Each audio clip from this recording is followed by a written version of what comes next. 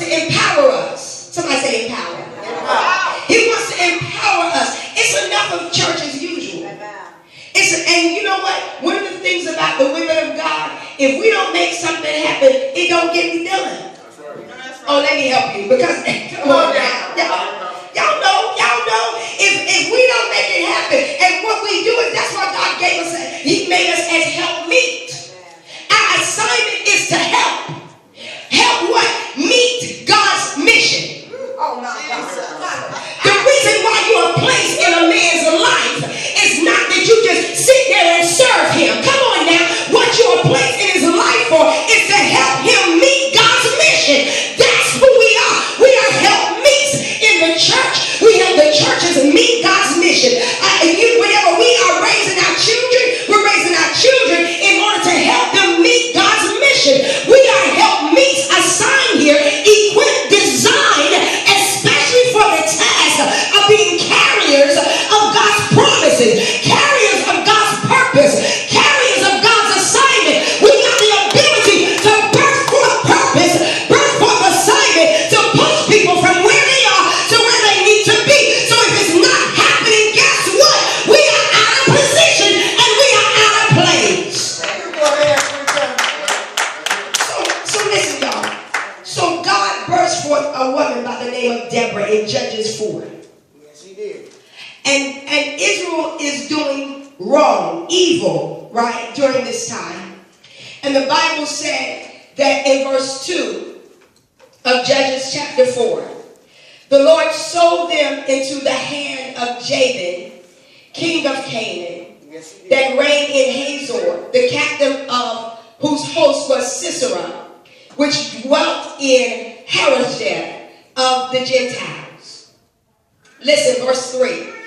And the children of Israel cried unto the Lord, for he had 900 chariots of iron, and 20 years he mightily oppressed the children of Israel.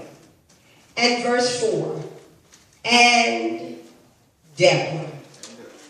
My God. Now listen. God brings a connection with the problem and the answer. And is a conjunction. All this stuff is going on. Israel is in constraints by a king named Sisera. Israel have been operating in evil. They've been operating in wickedness.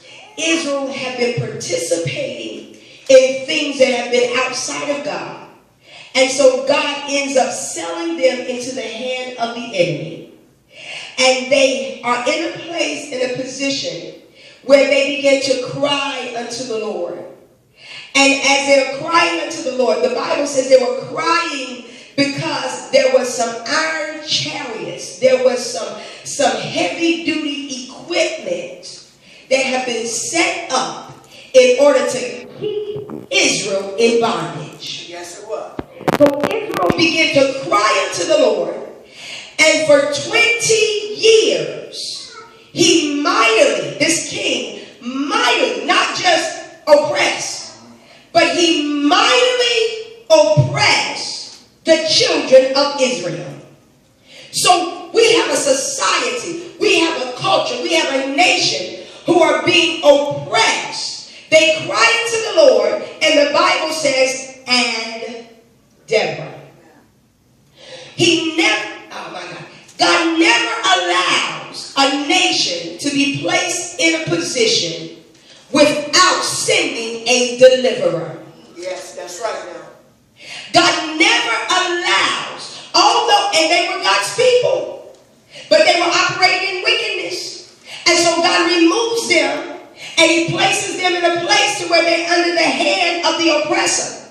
And as they cry, God sends an answer. And so the thing about the me factor is that if we don't understand that we gotta understand this is far greater than the me. This is far greater. Who God created you to be is not for your own benefit.